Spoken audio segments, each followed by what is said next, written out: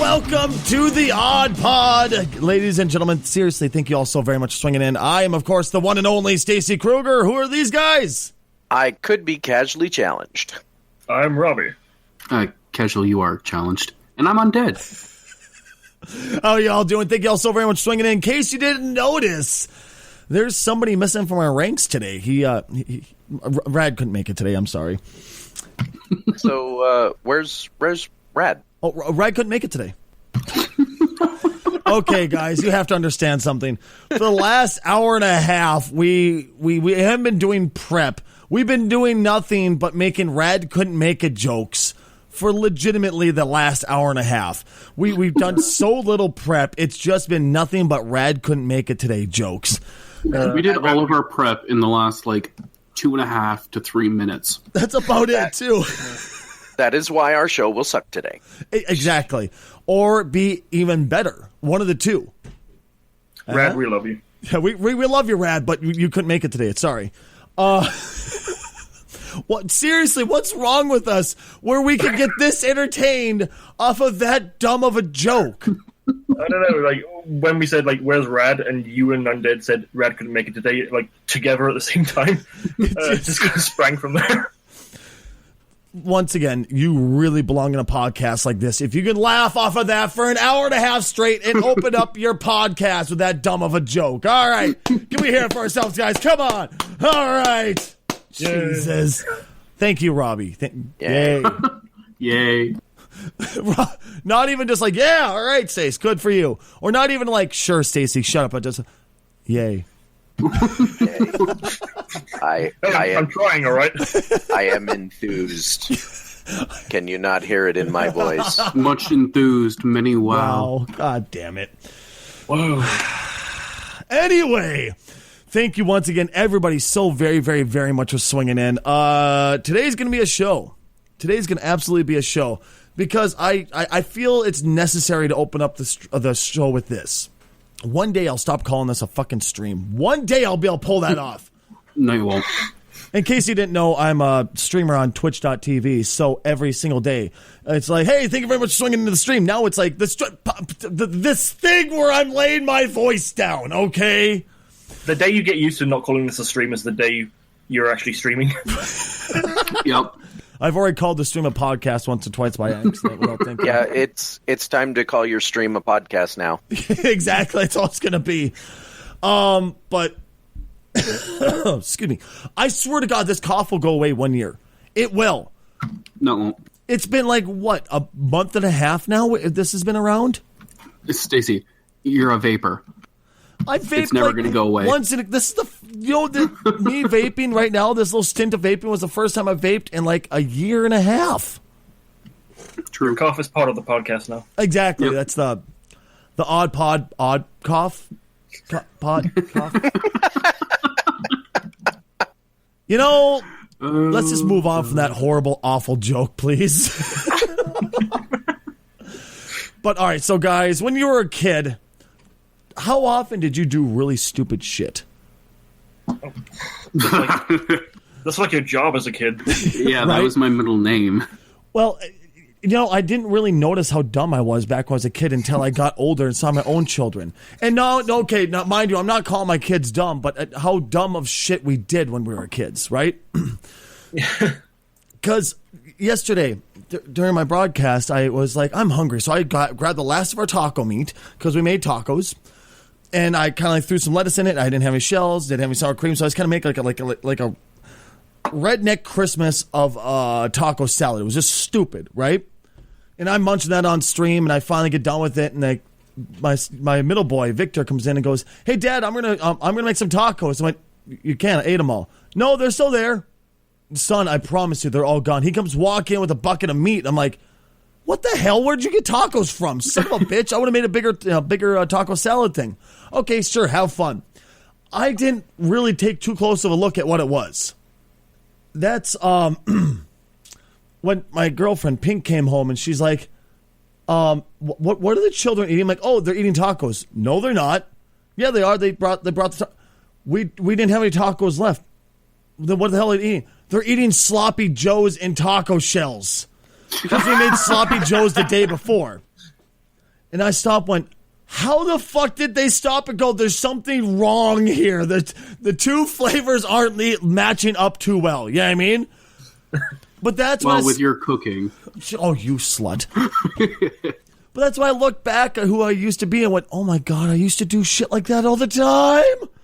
Oh God.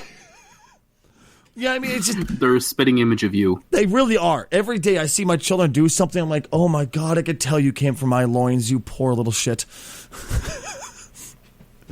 But it's just like, once again, you kind of look back and go like, I did some really dumb shit as a kid. Because I'm seeing my kids do the same exact thing. You know what I mean? Now, what go ahead. I don't have kids, so I see that in my cousins. You see them wander around going, oh God, they're not going to live past childhood. They're going to walk in front of a car on the highway one day. I was a kid too long ago, so I can't comment. You're not that much older than me, motherfucker. Don't you give me that shit. You're telling me you don't remember eating glue at school, the bottles of Elmer glue at school, okay, the paste? I never ate paste. Bullshit, you never ate paste. That is a silly thing to do. Now, he never Play-Doh, ate it. on the other hand. See, I was that weird kid that sat in the back of the class with the bottle of glue, spreading it all over my hand and letting it dry. Yeah. I was the one who kept eating glue into high school. It explains a lot. Right? It really does. One of the things kids in my school used to do, which it creeped me out. I could never do it myself. But they used to take pins and stick them just under their skin. Oh yeah. Oh, I used to do that. Why we did that, I have no idea. I don't know. I couldn't explain why I did that, but everybody else was doing it. You know, I don't know if everybody else's mom always used to say this, but if your friends jumped off a cliff, would you? Yes, because all my friends just jumped off a cliff. I've been told that one too many times. Well, that was the thing. I always heard my mom say that, and I kind of look back at my kids nowadays, and I almost slipped up and said it one day, and then I stopped. Went, that's the most nonsensical fucking question on earth. First off, what kind of a little bit of reality to it? What kind of fucking cavemen friends do you have? They're just like, I'm scared. Jump off of cliff. You know what I mean? We're talking about today's generation. They're not that much worse than we were, dude. I'm sorry to tell you this. I like to pretend that we were better, but we weren't. And mind you, you're basically today's generation, so go to fucking hell, motherfucker, all right? No, I'm not. You can't pretend to be better than them because you're not, motherfucker. You're just because not. I'm a millennial doesn't mean anything. In case you guys are wondering, Undead here is the baby of the group.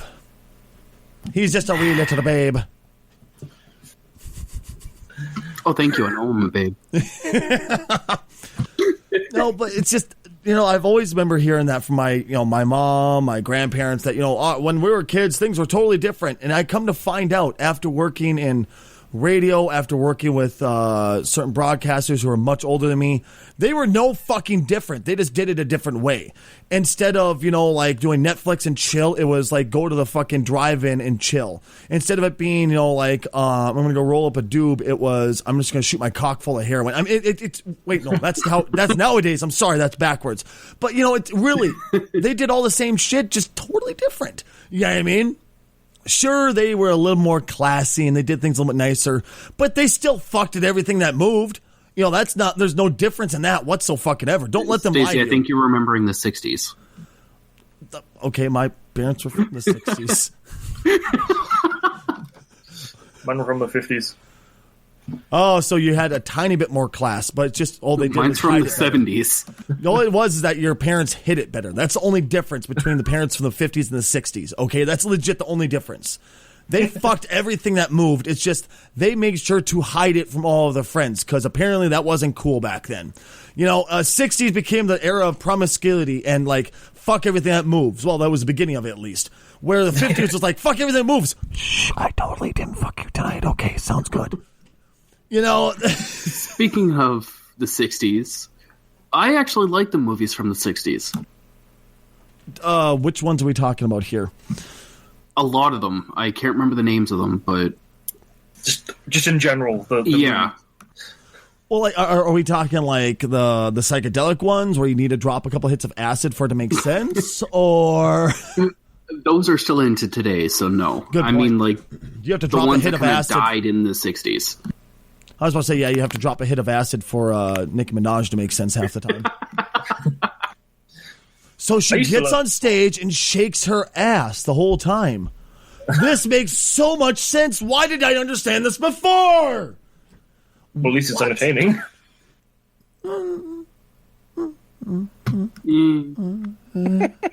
I'm sorry. You're not going to be able to convince this one of me.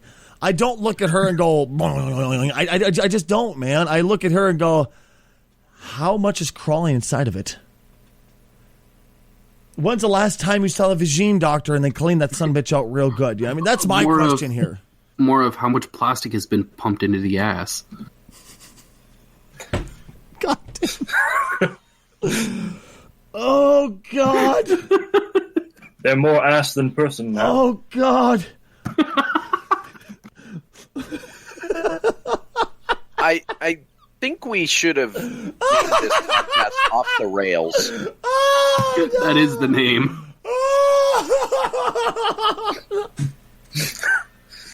How much plastic has been pumped in the ass?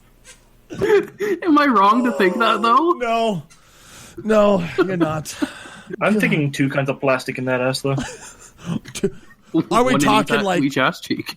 Are we talking like Walmart shopping bags here, or what the fuck kind of mean? What do you mean two types of plastic? Jesus Christ! I was talking the plastic in the ass cheeks and the plastic in the asshole. Oh God!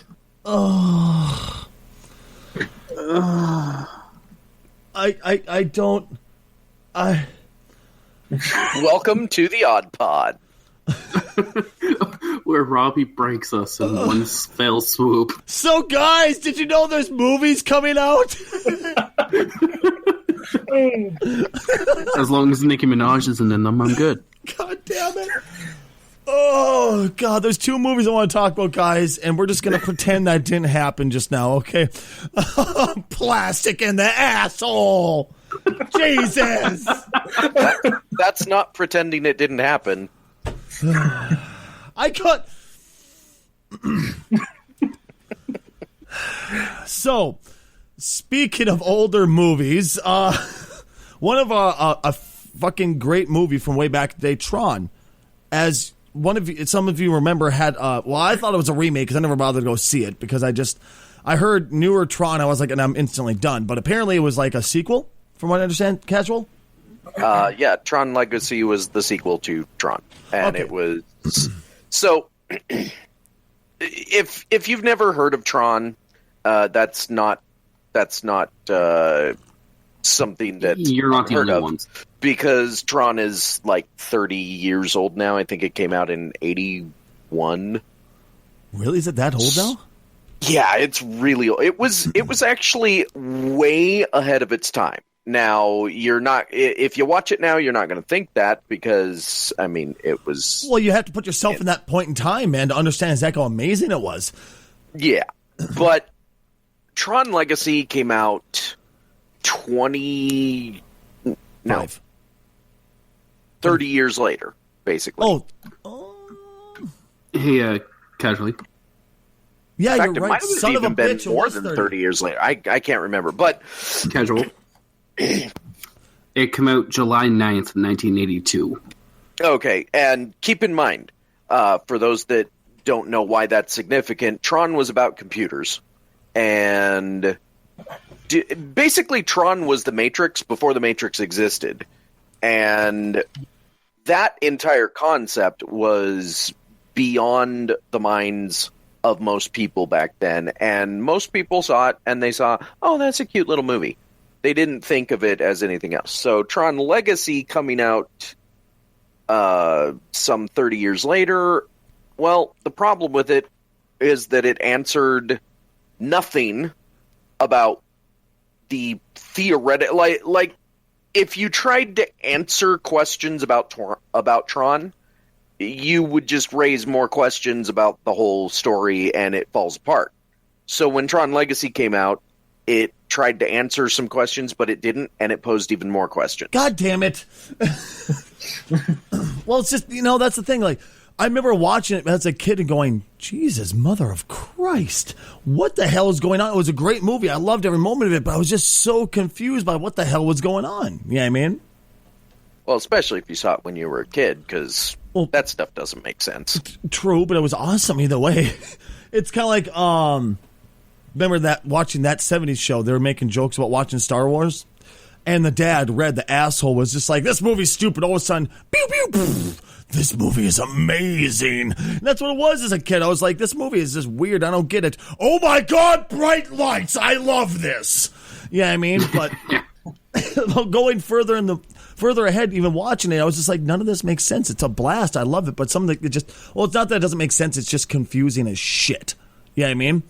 And then when I saw that the new one came out, I instantly thought it was just a remake. So I decided not to watch it. Now I kind of regret not watching it to this very second. But, yeah, so it was a sequel. Well, Casual, I told you about this today during the pre-show, and you seemed quite surprised.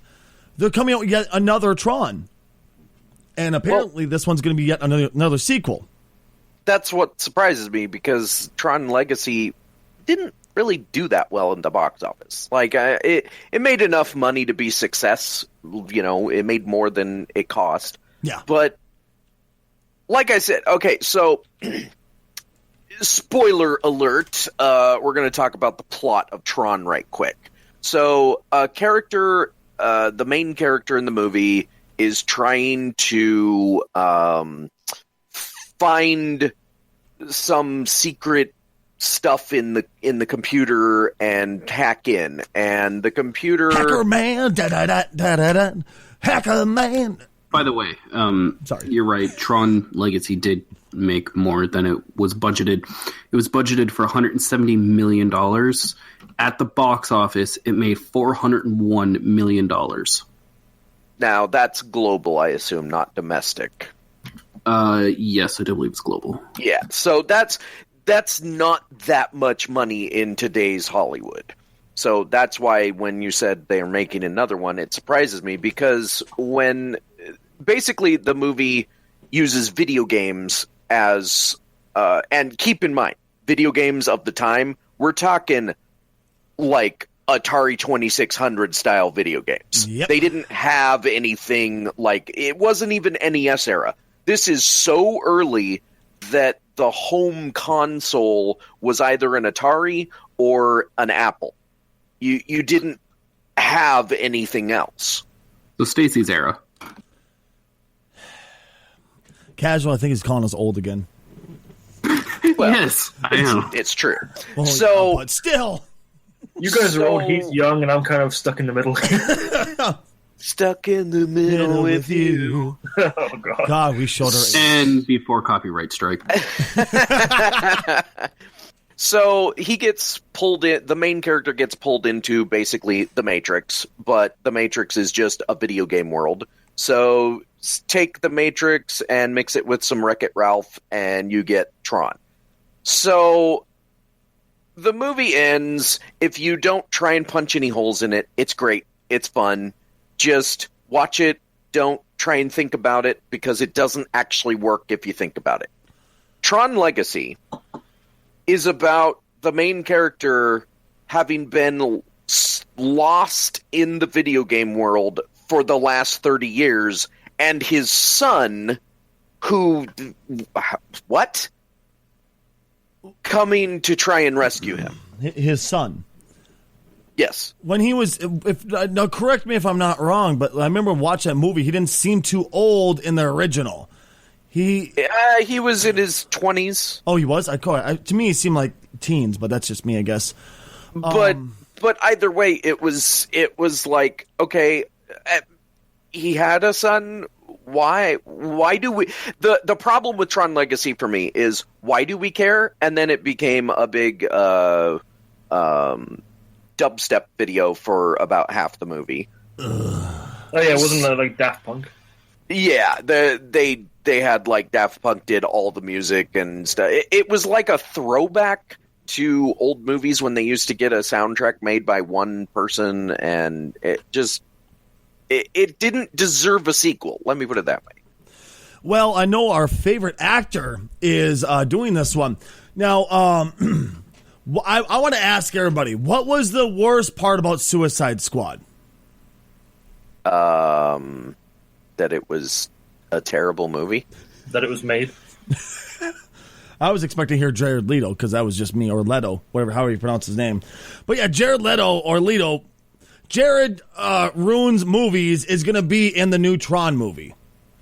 I actually have to disagree about Jared Leto being the worst part of Suicide Squad. I actually enjoyed him. Really? Yeah. The worst part about Suicide Squad was Enchantress. Really? I agree. Why was she the worst part? That character was given more power than it should have. Well, not only that, but she was like twerking the entire movie, and I couldn't figure out why. Yeah. Okay, I'll admit that it was weird, but I like the concept of it, that the concept of the character and like kind of what they had led up for. I liked that. I really did. Oh yeah, the concept was amazing. But it's just the character itself was given too much power, and the fact that she was twerking the whole movie. I never understood the whole dancing part. What was the whole point of that? I don't think there was. That was an actress choice to make her weirder or something. You know, when she was in her shadow form, like when she was like creepy and shit, not like sexy Enchantress, she looked fucking awesome. I loved it. I agree. And then she became sexy Enchantress, and you're like, "That's what is life?" But anyway, so you all know my opinion that Jared Leto was the worst part of Suicide Squad. But okay, I guess I'm just an asshole now. Well, that's always been true. But yeah, so what are your guys' opinion on Jared Leto being part of Tron? What opinions? Well, first of all, who's he playing? Because who cares? Yeah. And it says he stars in it. That's all it says. Nothing more, nothing less. And this is anonymous sources, mind you, because fucking Hollywood is like, oh, we're so risque. Apparently we need to hide all of this. Fuck you. It's not like you're the goddamn government trying to hide shit from like the fucking enemy. You're a fucking movie theater, you schmuck. Car, that was her name. Thank you. I've been trying to remember this chick's name the entire time we were talking about the Enchantress. Cara, impossible last name. I'll put it on the video. Thank you. I don't know how to pronounce that name. Delvine. How the fuck do you get Delvine out of that? It's French. Bella? Fuck my ass, it's French. The French add too many vowels and extra consonants, and they don't make sense. So you just get rid of them. Welcome to the Canadian French. That is completely and utterly bullshit. I talk to my friend Alice all the time from the motherland of France. She's right outside of Paris, and her name makes perfect fucking sense. Alice. Her last name, we're just not going to get into. Exactly. God damn it. Anyway. But yeah, it doesn't say who he's playing in the movie whatsoever. It's just saying that he's going to star in it. So he's going to be one of the main people in the entire goddamn thing. But that it's being built. It's going to be they're apparently, from what this says, that sources say the new project is not going to be a direct sequel, and that's being built out of source code of the deleted Tron 3 script. And finally, they just added a new part at the end of the story. Sorry, character is going to be called Ayres, who has not appeared on screen before. Why is there a Tron 3 script? And why was it there deleted? a Tron 2? Why? See, okay. I've said already that if you try and pull apart any part of the original Tron, it falls apart. It doesn't hold up from a plot perspective. But it's a good movie from just the general enjoyment of the movie. The story's good, the dialogue is good. If you just let your mind kind of go and enjoy it as a movie, it's good. But it didn't ever... It's not the kind of material that deserved a sequel. Yeah. In my opinion, I personally think Tron should have been left as a one-hit wonder. Exactly. And then the sequel definitely didn't deserve a sequel. It wasn't. It was inferior to the original, and okay, the original movie didn't exactly take itself too seriously. It didn't deal with any major serious topics. It was just kind of, what it was. Yeah. The sequel took everything that the original just kind of had fun with and took it all way too seriously. Okay, when you talk about movies getting sequels that didn't deserve it, let's all remember that Sharknado got 3 or 4 sequels now. 4 fucking sequels. There's 4 Sharknadoes, dude. Why is that argument even valid anymore? I kind of imagine where you go after the first where do you take a tornado of sharks? Where do you go up from that? All over the world. I know, but I can only think of just more Sharknado. Like the other sequels are just repeats of the same fucking movie. If it depends, because there's I don't know if anybody ever saw the movie Twister, which is a great movie, by the way. All I remember from that is the scene with the cow. Okay, so in That's Twister, a cow. There's another cow. It's the same. I think that's the same cow. In Twister, they explain that there's this Fujita scale for a tornado. Yeah. And it goes from F1 to F5, I think, is the largest tornadoes ever. Yes. And that's how you would do Sharknado 1, 2, 3, 4, and 5. You just keep increasing the size of the Sharknado, right? God, I hate you. Yes. God damn it. I love the fact that you're trying to justify Sharknado. How you do this is beyond me, dude. What the hell? Sharknado gets better with each one because it's stronger. I don't think you can justify Sharknado. That's one of those movies where you are going in with your brain left at the door. Wasn't it Sci-Fi Channel that did this? I have no idea. I thought it was one of those terrible movie companies that make those almost Transformers movie, almost the Avengers, almost Suicide Squad. The Asylum? Yeah. Oh, it was. So it was Asylum. Really? I could have swore it was a sci-fi thing. Sci-fi broadcasts a lot of Asylum movies. Oh, okay. Well, I thought it was I thought it was made by sci-fi, like a sci-fi thing, whatever the fuck it's called. And let me tell you, the Asylum are both assholes and they are brilliant, because what they do is they make these movies so close to when the what do you call it? The actual movie is coming out on DVD and Blu-ray that stupid people, and there's a lot of them out there, are going to not pay attention to what they're picking up, and they're going to pick up transmogrifiers instead of Transformers. Transmogrifiers. All right. Fucking Sharknado. I'm sorry, this movie just sets me off. I love the fact that Tara Reid actually brought herself down to this. She's like, I've had a bunch of great roles. Time to have a shitty one. Fucking Sharknado. There's another movie that just came out, though, guys. And I have not got a chance to see it yet, but I've heard interesting things from both sides of the aisle about it. It's Logan. Well, okay. Let's talk a little bit of spoiler-ish territory. It's all over YouTube, but we still want to, if you don't know about it, Logan actually starts out kind of interesting. It starts out with Deadpool. Yes. What? It didn't.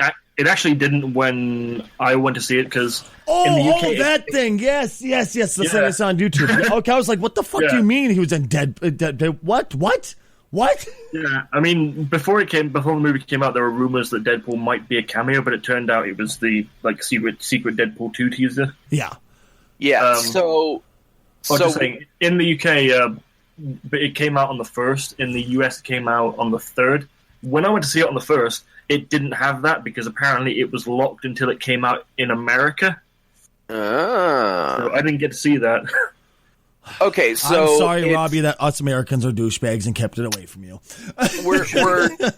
We're going to spoil it, but it's a pretty simple little opening thing.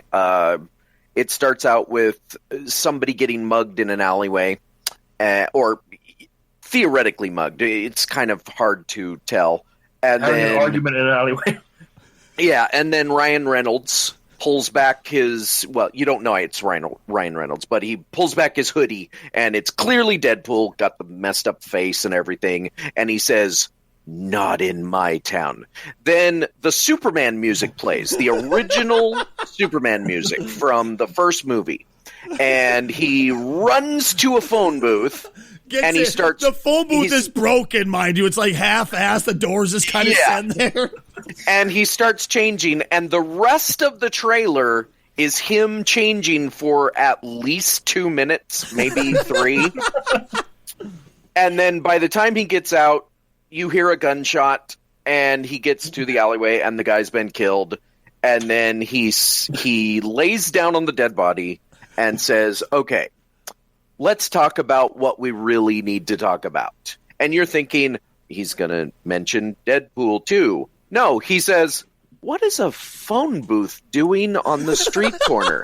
Didn't they get rid of those?" And this is our look at the teaser for Deadpool 2. Obviously, that scene is not going to be in Deadpool 2. Oh, of course not. Yeah. I love the fact the entire time he was making fun of Logan, too. That was fucking priceless. Yeah. He mentions Logan, and, so there's little hints throughout the trailer. Like I guess Easter eggs, there's like a theater behind the phone booth, and you see Logan's playing. Yeah, and here's the thing. It gives me hope for the new movie, but we still don't know anything.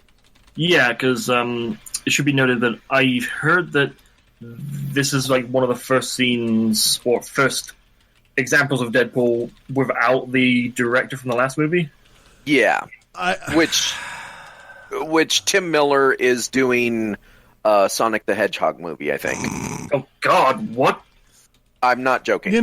Wasn't it a live action one or something like half-assed live action with CG or something like that, isn't it, too? Oh, wait, no, I'm sorry, he's either doing a Sonic the Hedgehog or the Pokemon live action thing. It's Sonic. I read the story before. Is it? Okay. Why do you go from, what sounds like a great idea, Deadpool to fucking Sonic? How do you even make that jump, man? It's not that hard of a jump if you stop to think about it. It's money.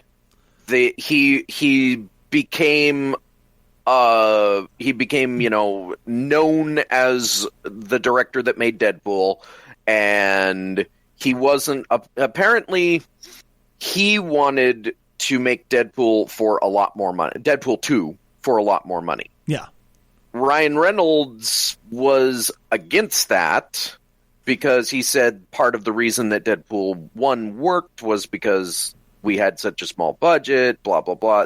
We don't know the specifics, but there was some behind-the-scenes, creative differences, as they call it.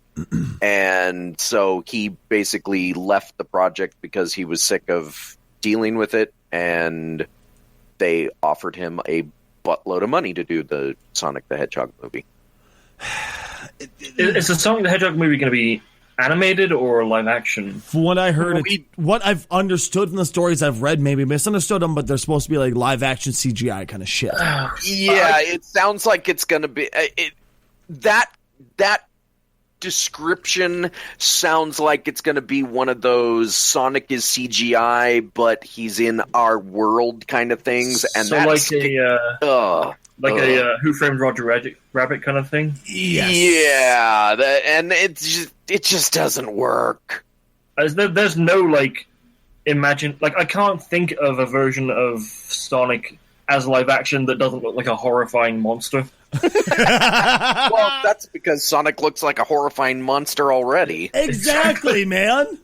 Dude, Sonic, when I heard about this at first, I was like, what in the hell is going on? Why would you even do this? Just what fucking moment in your mind went, you know what sounds like a great idea? Live action Sonic. Oh, yeah, this is going to fucking knock the fucking socks off of the world. No! God damn it.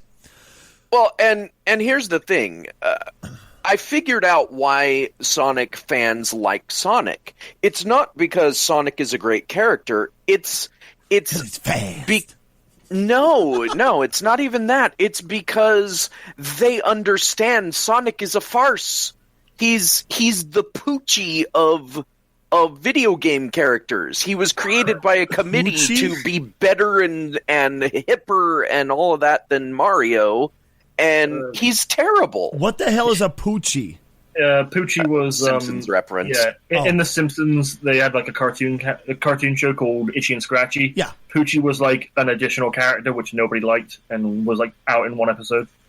Poochie was a commentary on whenever something in usually cartoon, almost any media form, whenever it starts to get down in the ratings, a committee decides, oh, we need to add a new character, and it has to be.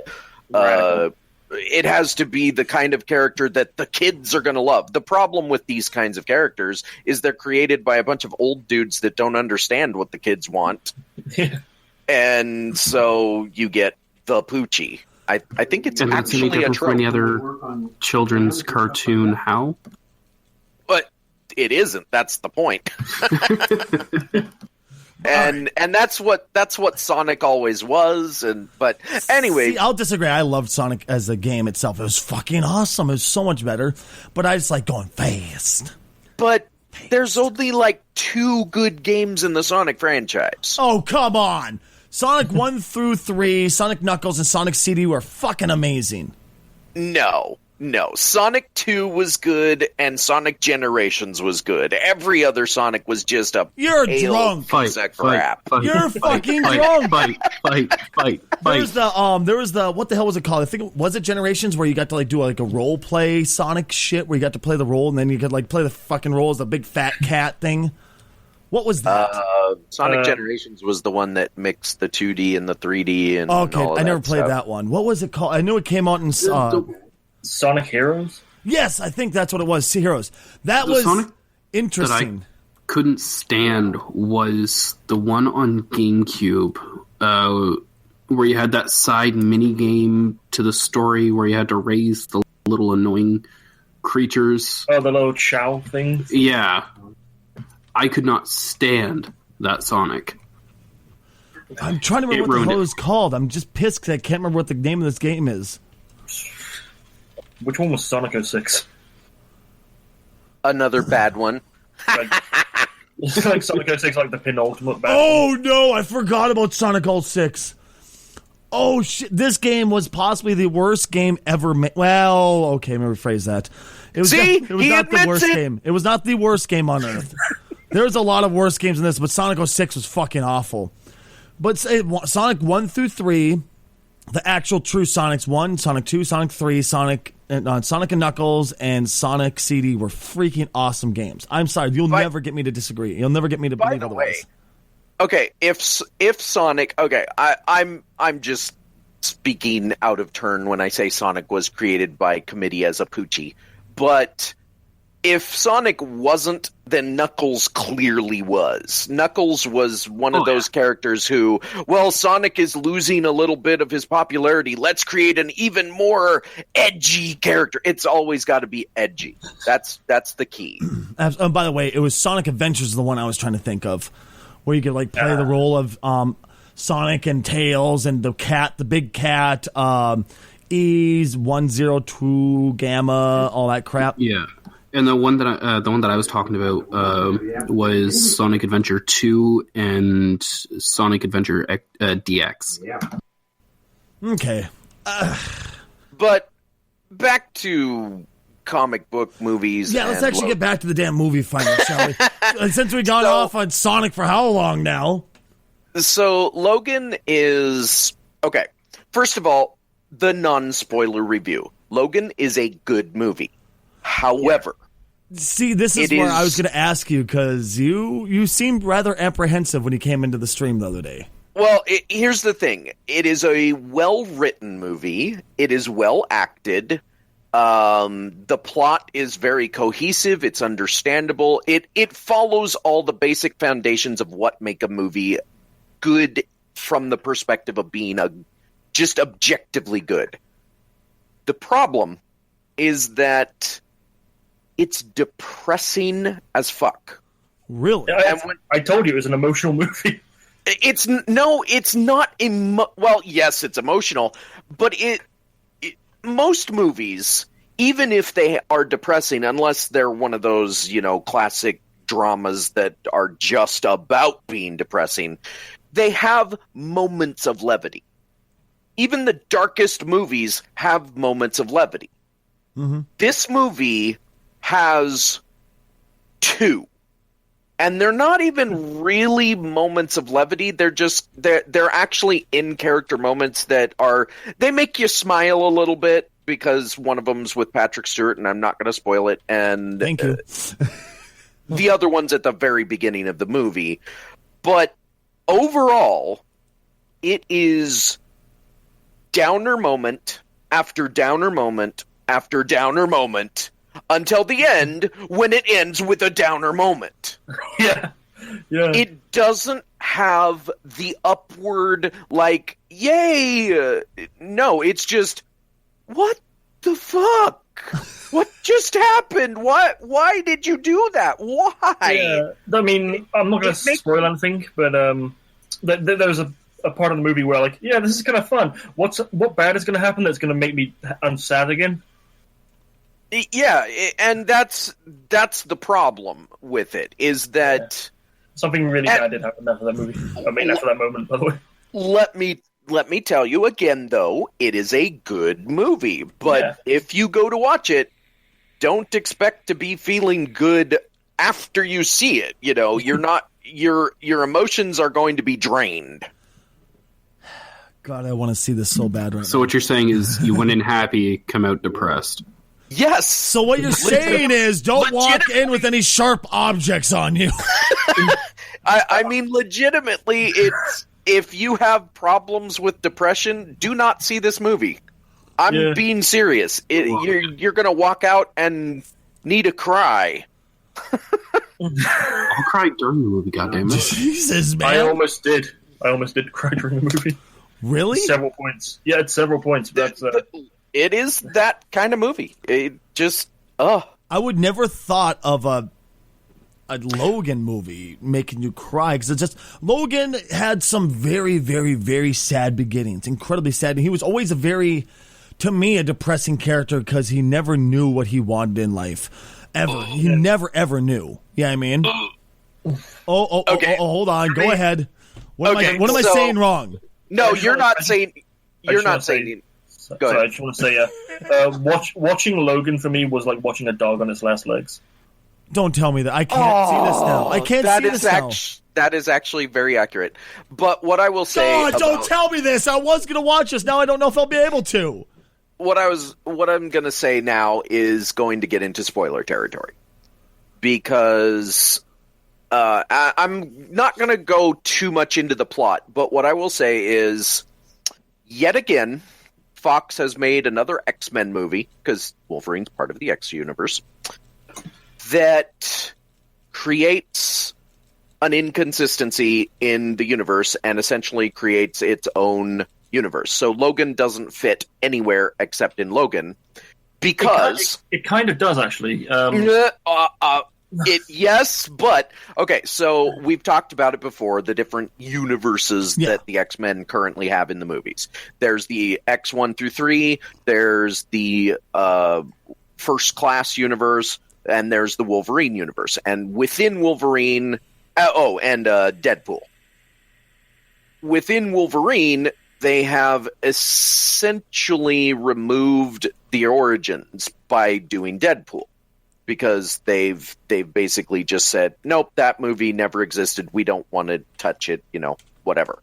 They don't reference it until Logan. His name is James Howlett.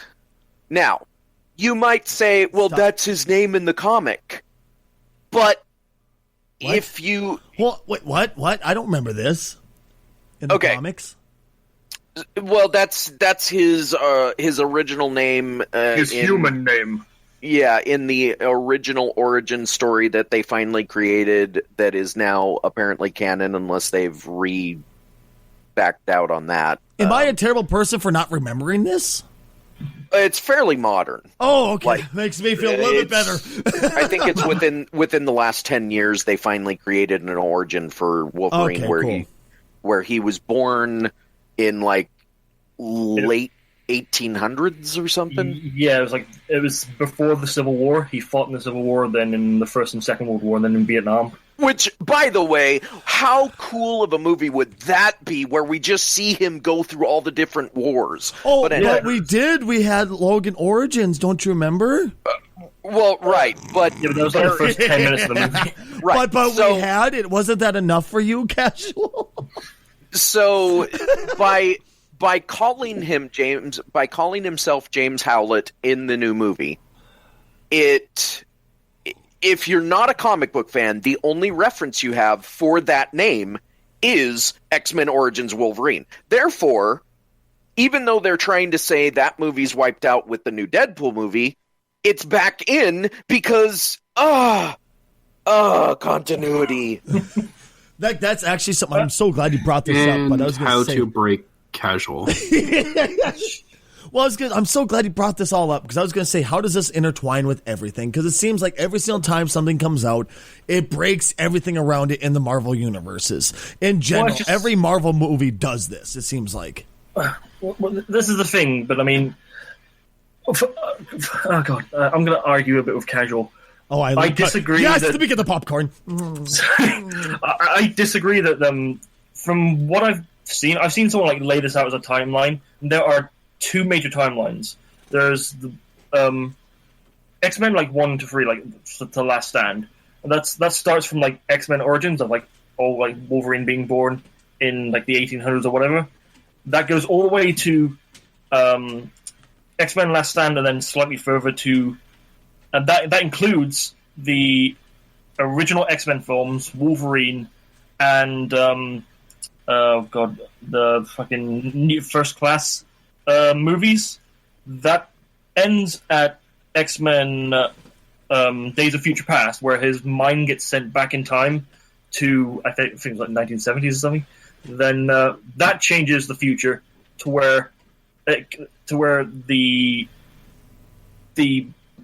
bad part of Wolverine, X-Men Origins Wolverine with Deadpool didn't happen, but the 1800s bit still did, and the X-Men, X-Men 1 to 3 till Days of Future Past didn't happen, and the timeline kind of skips ahead to after that, because at the end of that X-Men Days of Future Past, we see the X-Men in the timeline of Days of Future Past all completely fine. Then in the next 25 years or so, which leads up to Wolverine, the world goes to shit. And that's how I've seen people rationalize the timelines so far. Well, that's okay, but that's the problem is that Fox hasn't stuck to any guns.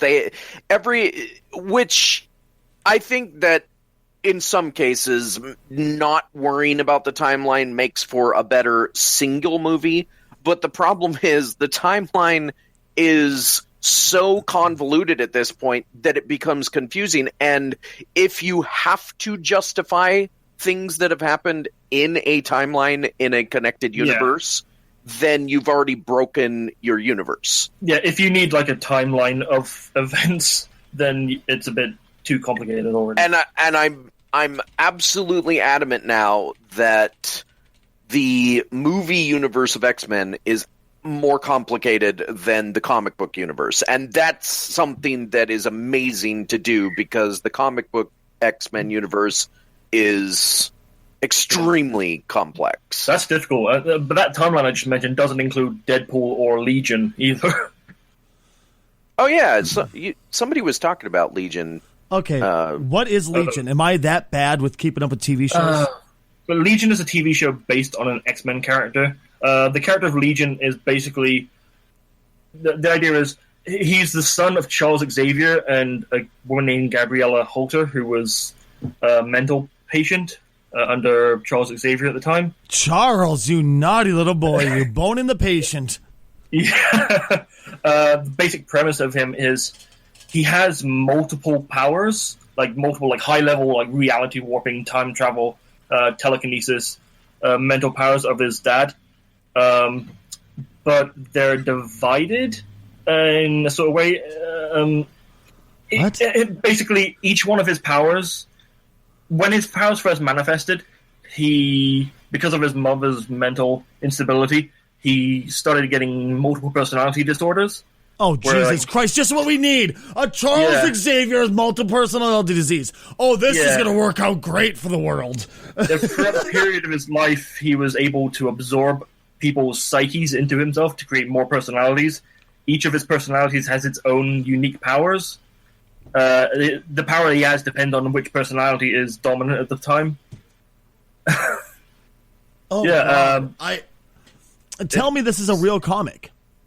Yeah, this is a real comic. Yeah, I the need to Legion read this. character has been around for at least a decade or two. Yeah, since the 1990s. I need this comic in my life now, just because this sounds like it'd be a fantastic read. He has the weirdest haircut though. It's it's all straight up and it's flat at the top.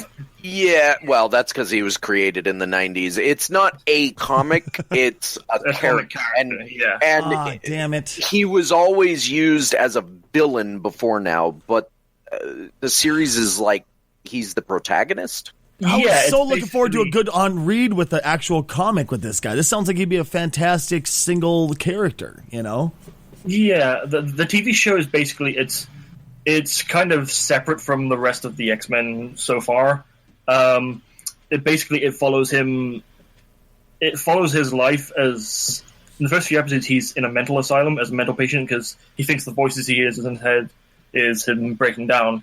It turns out he has incredible psychic powers, as we know. He gets picked up by these, I guess, people who want to help train him to use his powers. So it's a discount Charles Xavier school for gifted children. The first few episodes is really, really weird because you don't really know what's real, what's in his head, and what's not. He's the main thing that people are really interested in, though, is he's constantly pursued by what he calls the devil with yellow eyes, which is whenever he has a major flare of his psychic powers, he sees this really demonic being, which is it's a fat guy with yellow eyes. I had a picture of it a minute ago. Wait, fat guy with yellow eyes. Sounds like my last date. I'm going to post this, so you could probably put this in the podcast video. Jesus God Almighty! Yeah, whenever he sees that guy, he basically freaks the fuck out. Because one of the mutants with him helping him control his powers is a guy who can look into his memories, and they can walk into his memories. And whenever they try to go to certain memories, that guy shows up and blocks them, but only he can see them, so that he's freaking out and they have no idea why. But yeah, there's some theories on who he is. When you first describe him as a fat guy with yellow eyes, no big deal. I look at this. This looks like date rape on a fucking plate. I mean, this guy just looks awful. Seriously. Are the theories related to him possibly being either Mojo or the Shadow King?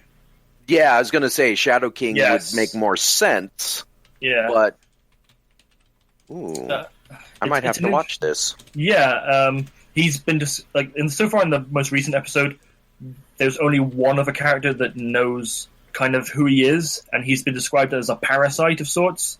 So I'm thinking maybe the Shadow King. Oh yeah, that sounds like the Shadow King. Yeah, but that guy's trapped in the what's it called? The astral plane. So he's not much help. Yeah, his goal in the comics was always to get out of the astral plane, and he was always trying to use Charles to do that because But yeah, it's really starting to get interesting, especially since the last time they went into his head, they came back out, and they think they're out. Occasionally they'll see things, and they're not so sure they're still in his head or not, because he's like insanely powerful. Interesting. You know, it's like an 8-episode series, and it's about halfway there so far. So I'm looking forward to where they go with it. You know me. I've made it quite clear that I hate TV, but this sounds almost interesting enough to watch. Yeah, I mean, yeah. And this is only just a short 8-run series. And it's not going to be anything else past that. Well, I mean, if it's successful enough, they might do a second season. But so far, it's just damn it, 8 episodes as far as I don't want to get into this and be watching TV, man. You know. Yeah. Just sorry, guys, can't do the podcast. Why? I have to watch the new Legion. What? You know, it just doesn't sound good. So, yeah, I found it interesting that they have it like separate from the rest of the X-Men continuities. You know, there's one thing. Oh, go ahead. I was just going to say it doesn't surprise me that it's separate because we've already discussed there's like 5 different continuities. Oh yeah. There's one thing left I have to touch on with universes being connected and everything, and it's going to go back to the Deadpool trailer, okay? On the phone booth itself, what was written on it? Does anybody remember? Nathan Summers coming soon. Oh, yeah. And when I saw that, it didn't click at first. I'm like, Nathan Summers, and I was like, that name sounds familiar. Who is that? And it didn't click until Robbie actually said Nathan Summers. All of a sudden, oh, fuck me, Cable. Yep. And I was like, oh my God, it's for real. He's actually going to be here this time. Well, they already said that at the end of Deadpool. I don't believe shit that fucking Deadpool says ever. The man by his design is schizophrenic, okay? Let's not believe him on anything he says ever. Hell, half the things in the movie you actually had to question, are these things real, or is this his schizophrenia that they're kind of writing in secretly? Yeah, I mean? Which sounds a lot like Legion. But yeah, so I'm not gonna lie, I'm stupidly fucking amped for Cable, because I want to see exactly how they do it. Yeah, I mean? Yeah. Now, have they cast him yet? I don't know. That's the issue. I've not heard a damn thing yet. Yeah, we haven't heard anything other than this teaser that Deadpool... But we already knew Deadpool 2 was coming. I mean, the first one made, what, $700 million or something? True, but here's the thing. On a $60 million budget. I mean... True, but here's the thing for me, man. We've all heard how, Deadpool was coming. We saw the trailer and the leaked trailer by Ryan himself, and everybody was like, Deadpool's coming, and then nothing happened for the longest fucking time. So what's up? Deadpool cost a mere $58 million. It crossed the global box office in less than 2 weeks at $500 million. That's how much it was. It did peak out of $500 million, huh? Yep. According to Hollywood Reporter. That's insane, dude. That is absolutely insane. No, it's just, maybe it's, I'm afraid, I refuse to get myself hyped up on it because I was afraid of it not happening. Yeah, I mean, just like Deadpool 1 almost didn't happen. So that's why I was like, I'm not going to let myself I'm not going to get hyped. I'm not going to get excited. I'm just going to pretend it's not going to happen. But yeah, now that we know for sure it's happening, we can all get hyped. Get the hype. Hype hoo for everybody.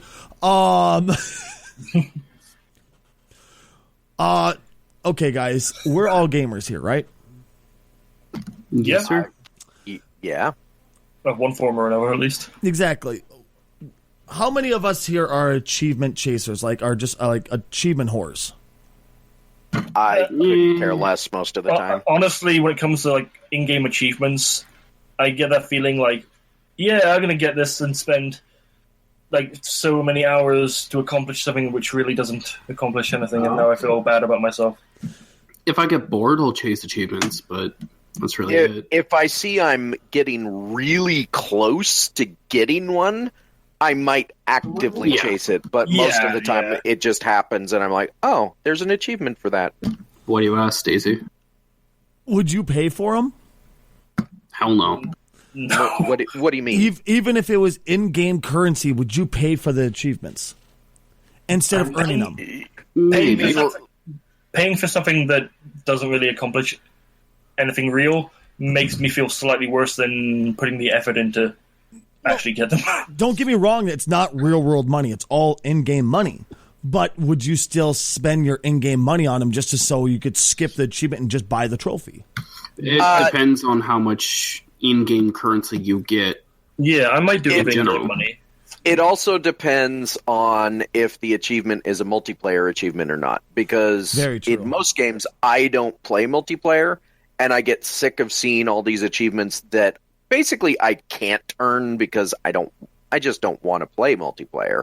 So I might do that, but I wouldn't buy an achievement for just... I mean, the whole point of an achievement is to achieve it. Is that, well, according to a post on from a Reddit user, UKI, I believe it's how it's pronounced, near Autonoma, I believe that's how it's pronounced, players can discover a secret shop where they sell the fucking trophies on PSN itself. So instead of going out and earning the damn trophy, you grind for a whole bunch of cash in-game and go buy the damn trophy. Yes, it's still incredibly difficult to grind up that much money, but grinding is not tough. Sure, it's going to take a while. It may be a little difficult because it's going to cost you time. But grinding is just, you just literally sit there and just fight on autopilot while watching a show or listening to a podcast or doing something like that. You know what I mean? Shooting up black tar heroin, something. You know what I mean? Listening to the Odd Pod podcast. Now, if you're talking about just buying the achievements inside the game, like just the game's achievements, whatever. There's probably an achievement for buying an achievement, which it gets all meta and... Here's an achievement for buying an achievement. Oh, you bought 10? Here's another achievement. But if you're talking about being able to buy achievements outside of the game, like trophies for games that you own or don't own, it's all in-game trophies for that particular game. It just seems it's cheap as shit, and all it's doing is reinforcing what we've bitched about so many times in the past, the babification of games, where it's like World of Warcraft. What happened to that game? Where you started off as everything was a grind, everything was tough, you had to work your ass off to going, look, you looked at your inventory. Congratulations, you got to level 2. Congratulations, here's a trophy. Yeah, I mean, I think to me it feels like the same exact thing where you don't have to work for it anymore. If you want that super cool platinum trophy, just go buy the fucker. Yeah, I'm sure it's all in-game money, but still, just go buy it. Who cares? That feels so wrong to me. The idea of grinding, because like you said, grinding isn't hard. It's just time-consuming. I feel like that's what makes me feel slightly worse. Like, there's not real much challenge to just grinding. Yeah. I feel like if you're going to spend time to get it, if you want a certain trophy, you might as well do the achievement. Yeah. I don't know. There seems to be an argument on either side of the equation. I wouldn't do it because that seems...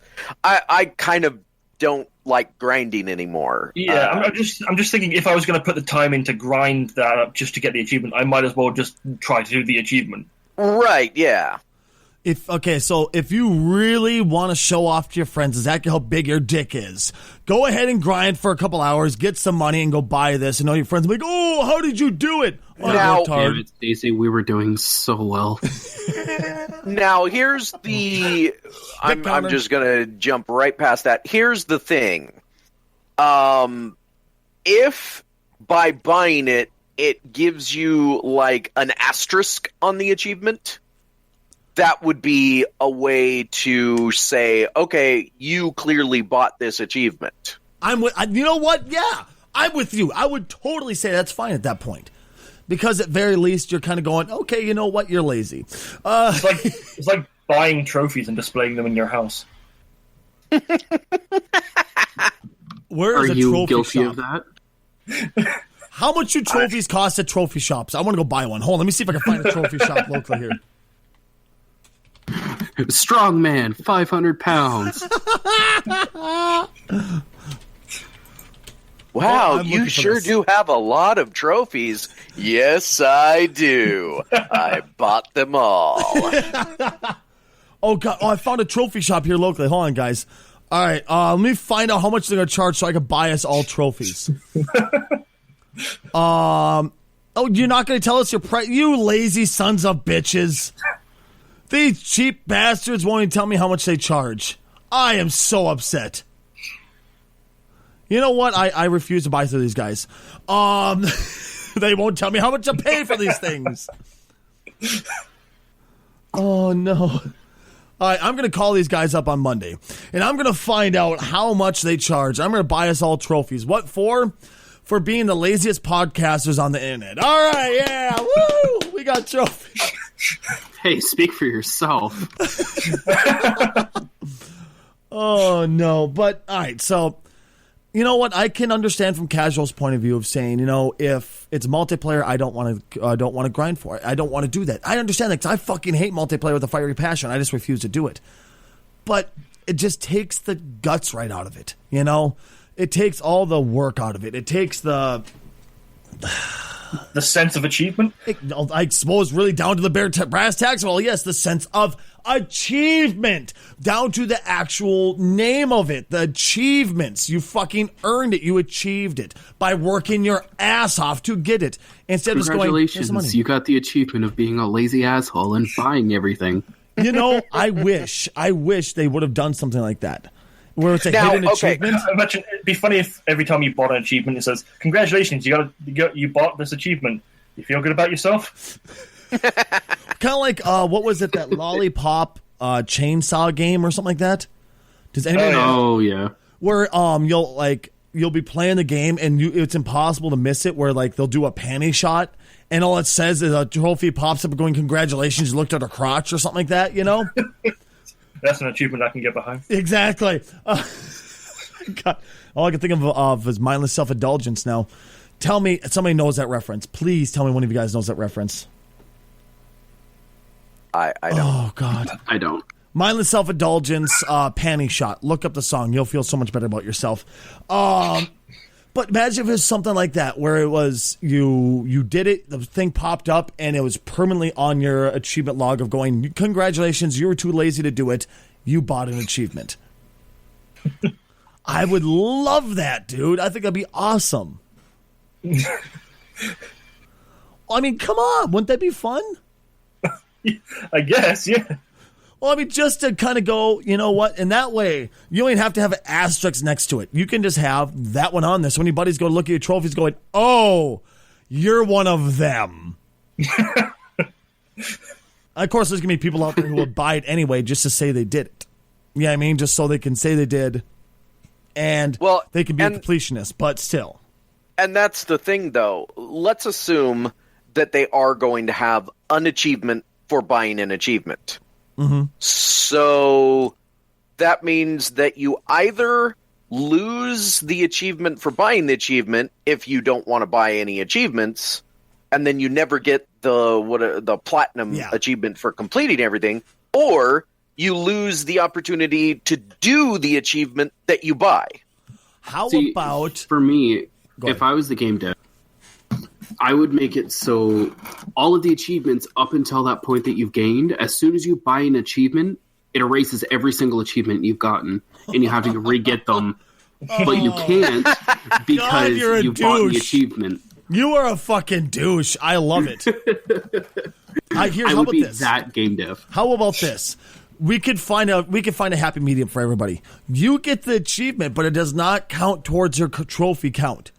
Period. So, like, it's one of those invisible achievements, basically. It'll show up when people look at it, but does not count towards the platinum trophy. Maybe for every achievement you buy, you lose one of your real achievements. Oh, my God. Jesus Christ. For every achievement you buy, you lose all of your achievements in another game.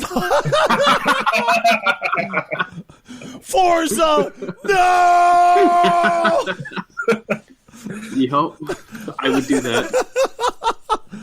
That has got to be the cheesy. It has to be a random game, though. It can't be like you choose. It has to be 100% random. Oh yeah, and well, no, actually, it wouldn't be 100% random. It would be a game that you've achieved the most in. Oh, it would target all of the games you have platinum in. Yes. Oh, God, you guys are douches. I love it. I seriously love you guys for this. And that's why we will never be game devs. I don't think anybody would hire us to make their games, like, ever, dude. Could you imagine people's just pure rage if that actually happened?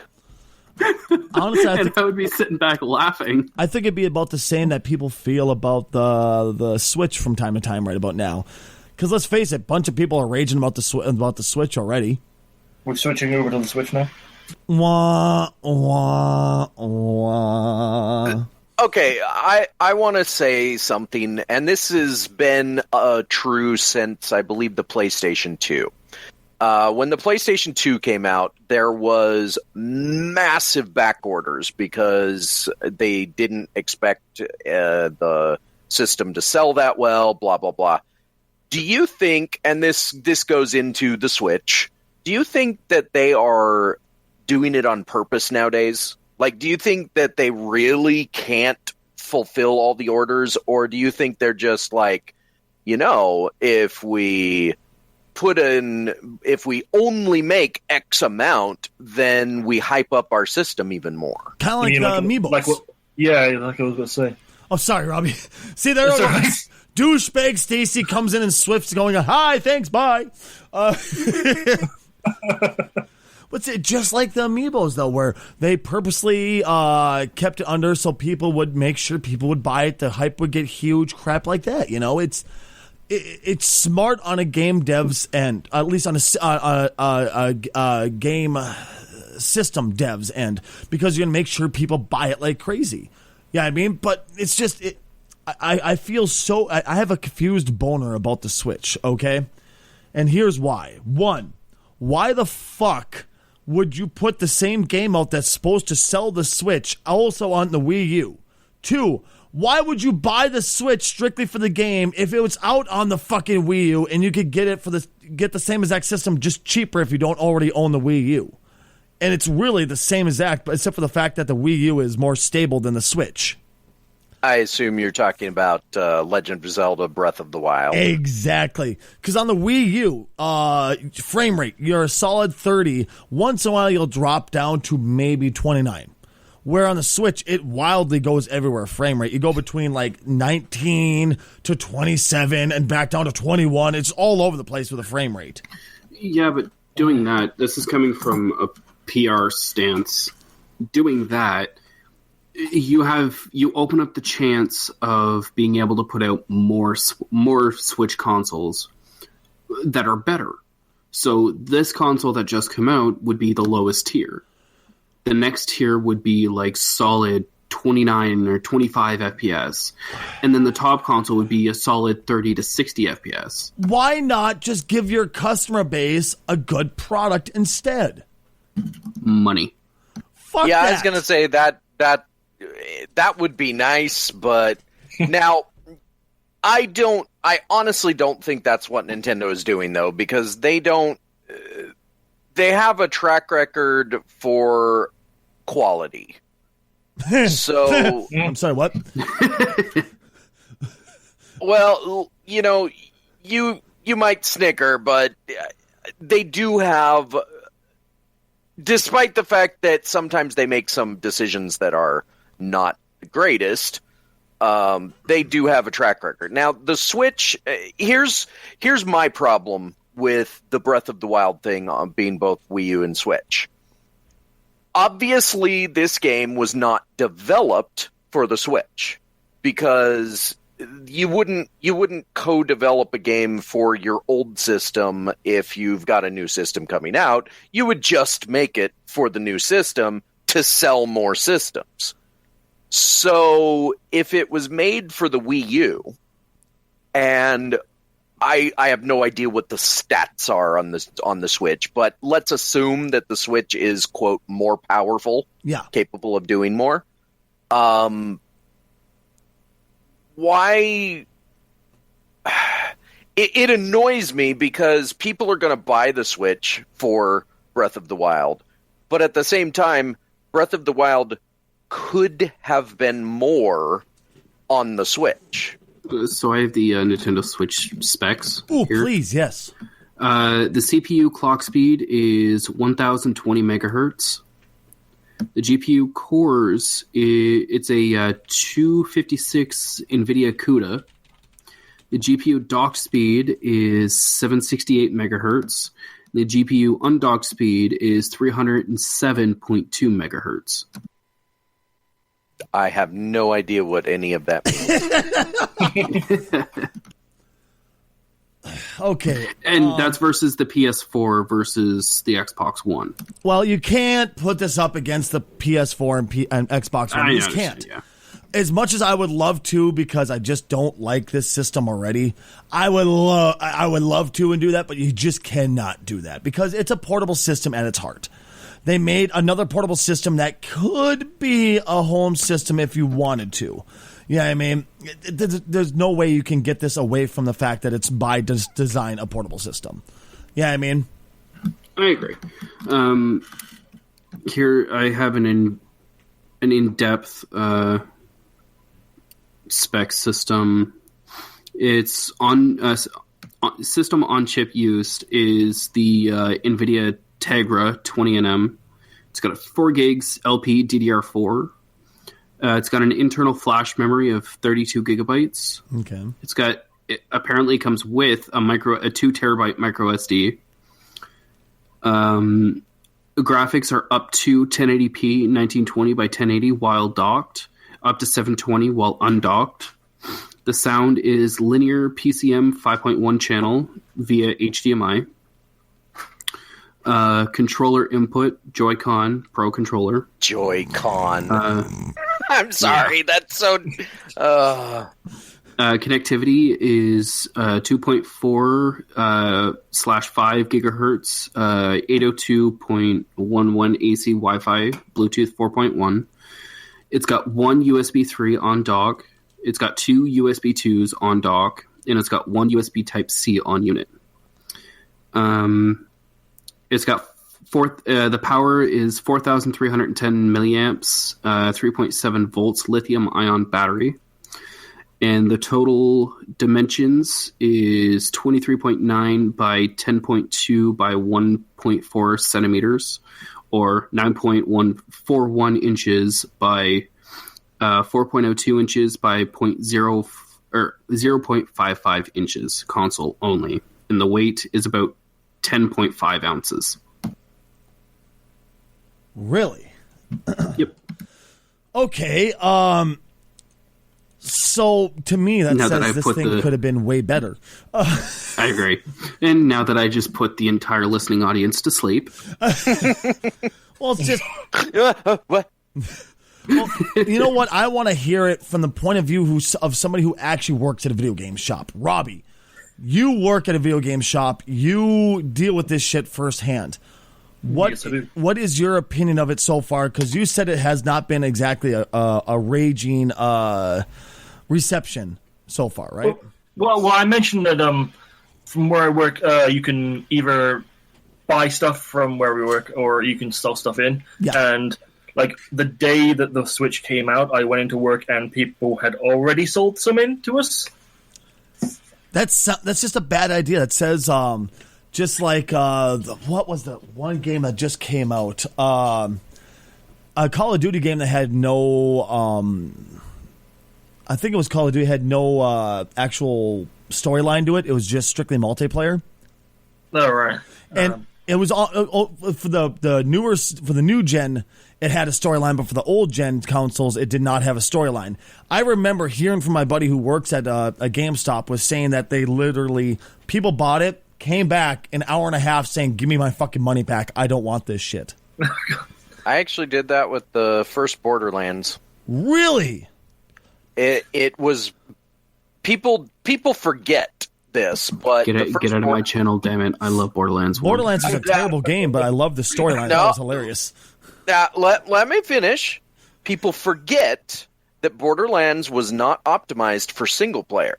When it first came out, it was way too difficult for single player. It was they patched it within like a week or so, but it was so difficult that it was just unplayable. The first boss took way too long. You couldn't play as any what were the classes, like sniper was one of them, I think. Can't remember. But you couldn't play as any but one class, because if you tried to play as the other classes, they required you to be playing multiplayer, basically, in order to successfully get through it without throwing your controller through a wall.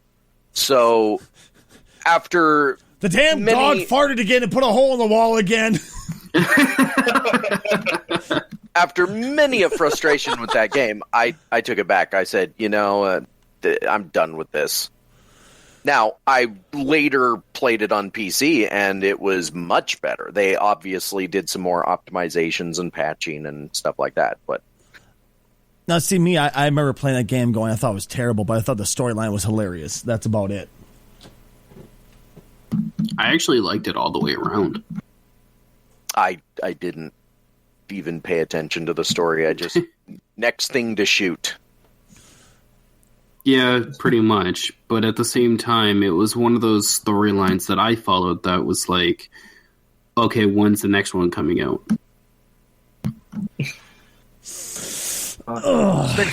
Stacey, is it something I want to know about the Switch? Yes. This.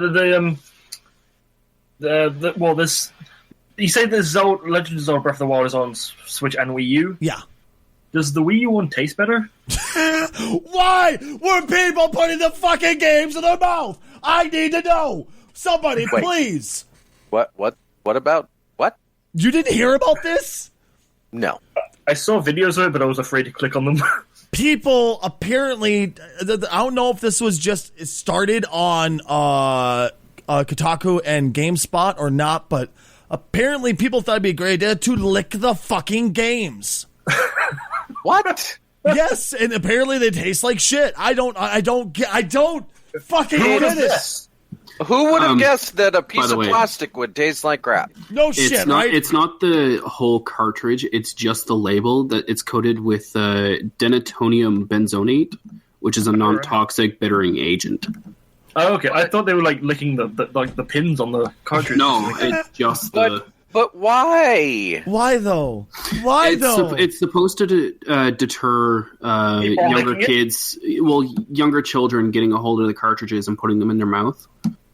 And yet it has created an entire group of people that are licking them. Yeah, pretty much. Okay. What? World, I would like to talk to you one-on-one, please. Everyone, please just gather around Uncle Stacy here. We need to have a talk. If kids don't eat this, ignore those adults. If your children are eating the fucking video games, you have failed as a parent. I have 3 children.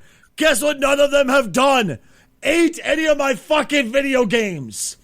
And I have plenty of small little cartridge ones for like the PS Vita and all those. Guess what they haven't done? Eating those motherfuckers either. Well, now, I have a question. Yes. I want to know what a Steam game tastes like. How do I do that? Despair and disappointment and an empty wallet. That's what it tastes like. And probably Gabe's balls, I'm sure. Ew. As he's just plunking right in your mouth. Whoop. He's like, oh, Steam sales. Whoop, whoop, whoop. Just teabagging right in your mouth. That's what they taste like. He's like, thanks for money. Whoop. Oh, you're broke? Here's my balls. Whoop. Oh, Gabe, I love you, but your nuts taste like shit. Your nuts taste like disappointment and an empty wallet. All right, you know what? Let's sweaty programmer tits. Tits? Tits? Have you? I mean, Gabe has those. Oh God! Oh Jesus Christ, Robbie! Oh God, poor Gabe. He's probably, somehow this is going to get to him. Like, Gabe, you have to hear this. Talk about your testicles and your titties. I'm going to tweet it to him once I'm finished Fuck the video. you. God damn it, ladies and gentlemen. I would like to see the death of a podcast. Well, all we have to do is put number 3 in the title of the podcast, and he'll never see it. What? Half-Life 3 confirmed. No. This goes beyond Half-Life 3. Look at all of Valve's titles. None of them have a 3. Oh, fuck me. You're right, huh? Oh, shit. Left 4 Dead and Left 4 Dead 2, but no 3s. I hate when you're right about something. Oh, shit, you're right. Gabe, stop worrying about putting bittering agents on your testicles and worry more about putting out 3s. I mean, I can or he has episodes. What if he had triple testicles and he's afraid to put out 3s because it might make people think about it? Wait, I need to get away from his testicles. Jesus Christ. I imagine that Gabe has some sort of weird phobia of the number 3, and every keyboard at Valve headquarters, he has removed the number 3 from every single keyboard. So it's not that they don't want to put out they literally can't. No, is it also that he removed F3? Well, I don't know. Would maybe the F is okay because it comes before the 3. But Half-Life comes before 3 as well. Where's the window? I'm going to jump out. See you guys later. Bye, Stacy. So anyway, God damn it! I have one more question to ask, guys, before we get anywhere closer to ending this stream, though. This podcast. God damn it! I did it again. Before we get anywhere close to ending this podcast, I need your guys' predictions. The Wii Switch, overhyped failure. The Wii Switch. God damn it! Switch. The Nintendo Switch. Overhyped failure or overhyped somehow magically going to be a success? Well, it's a Nintendo system. It's always going to be a success no matter what it is. The Wii U wasn't a success by any means. Yeah, it was. How the hell was that a success?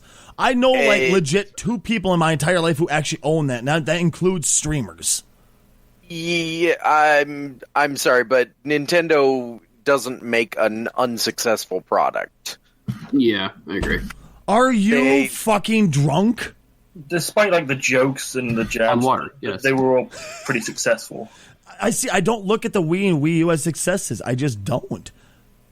I mean, I don't see the Wii U as being as successful as the Wii was when it first came out, because it was kind of just like an addition to the Wii. Well, the Wii was overhyped, and it was I would say after 6 months easily, people were like, can I just sit down and play a game?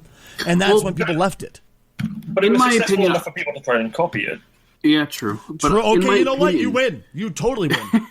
In my opinion, the Wii U should have been a controller-based console only. So there was no base. It was supposed. Personally, I think it should have been like the Switch, but it should have been an add-on to the Wii. I also would like to take something back because I said they don't make an unsuccessful product, and I remembered the Virtual Boy. You know what? You know what, dude? I was just about to say, we have a whole list of different unsuccessful great failures in gaming, and there's 2 to 3 of Nintendo's on here. Do you know what they should have done? Or do you know what they should do? Huh. With all this VR headsets coming out now, they should bring out Virtual Boy. Oh, God. God damn you, I hate you. That's actually not a bad idea. Shut your whore mouth. Don't even mumble about this. Actually, no, what they should do is, like Sony and everybody else, they should, depending on the success of the Switch, and in answer to your question, by the way, I think it's too early to tell. I agree. We'll know more in about 3 to 6 months when they continue to get no support from third parties, or they get all the support from third parties. Okay. But I think that Nintendo, depending on the success of the Switch, if it turns out to be a successful system, they should release their own VR setup for it. I mean, I'd play Zelda Breath of the Wild VR. Here's my thing is, because the reason why I ask is because everybody I've asked so far, I said, what do you think of the Switch? Oh, you mean the Zelda system? That's what it's been. The Zelda Breath of the Wild system. That's what everybody's tagged it as. They don't think of it as a new system. They think of it just, oh, the Zelda system. Yeah, the one you have to buy to play a Zelda game. So many people had no idea, one, it was coming, that Zelda came out on the Wii U. Two, I didn't know. Enough said.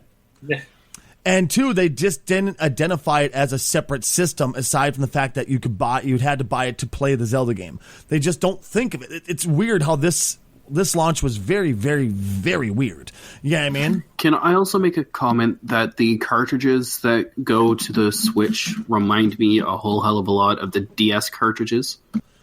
Yeah. That makes me think. Do you think they're slowly combining the two? Like, I think so.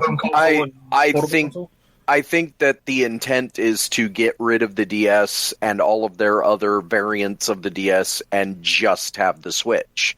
And I think that's theoretically a good idea. The problem is the Switch isn't really portable. I've seen the screen. Yeah. It's kind of big. It's massive compared to the DS. Well, it's 1920 by 1080, the screen itself. Yeah.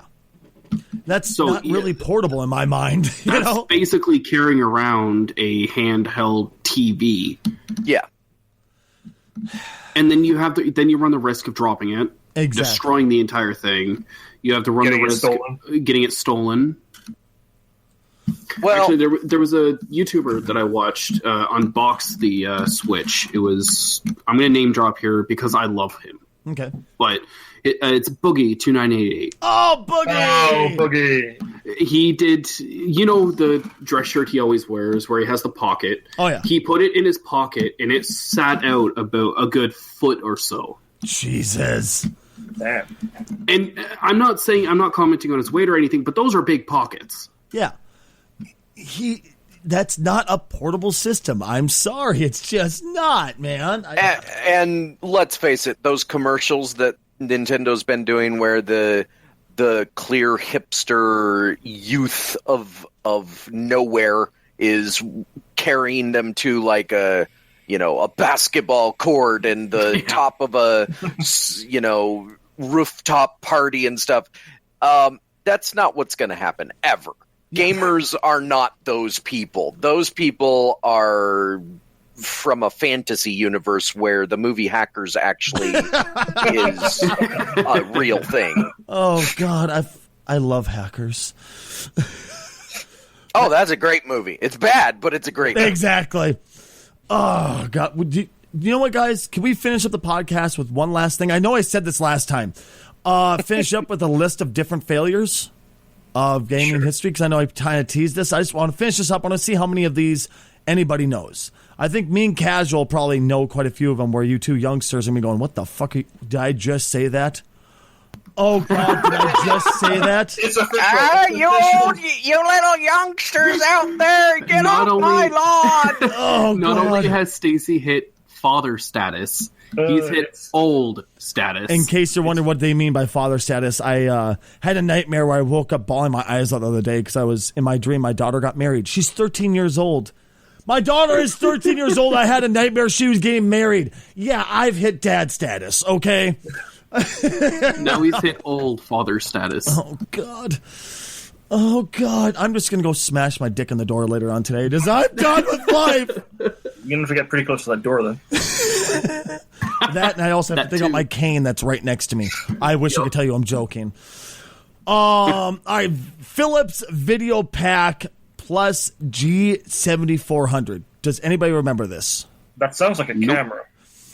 I agree. It was around with the Magnavox Odyssey 3 was the same exact era in 83 during the video game crash. That's when this, you're talking about, back when Intellivision and those systems. Oh, so many failures back then. Atari ruled gaming back then. Yep. So yeah, this is really, it's just another one of those many Odyssey knockoff crap consoles that when the crash happened, and this was only released in the UK and France, it failed miserably, and I do mean miserably. To the point where I'm amazed Felix ever bothered putting on a new video game system, which we'll be getting to here shortly. Another failure. Yeah, exactly. Does anybody remember the 3DO? Yep. I've heard that name before. Who played one? Not me. Not me. Not a single friend of mine ever had one. Ever. I didn't know a single person who ever owned one of these damn things because they were like, what, $700-800 at launch? I know I saw one in a store once. Look, Mom, there it is. Can we buy? Never mind. Also, the same kind of era, the Neo Geo. Oh God, the Neo Geo! Yeah. I loved that thing, even though I couldn't afford one. Nobody could afford one. It was what was that? Early 90s, late 90s. Yep. Keep in mind that it was Neo Geo is a arcade company. They make arcade consoles, and they're pretty much famous for fighting games like what's that one? King of Fighters. Oh, I loved King of Fighters. So good. Oh, such a great game. But at the time, graphics were still not very good, and though theirs were better, they weren't really that much better. Like if you were to compare it today, you'd say, "Wow, how did that even, whatever." But they tried making a system that only was capable of playing Neo Geo games, which you don't really have that big of a library. Yeah. And it cost like $850 to $1,000 back in the 90s. Oh God. How about the Atari Jaguar? I remember that. Atari Jaguar?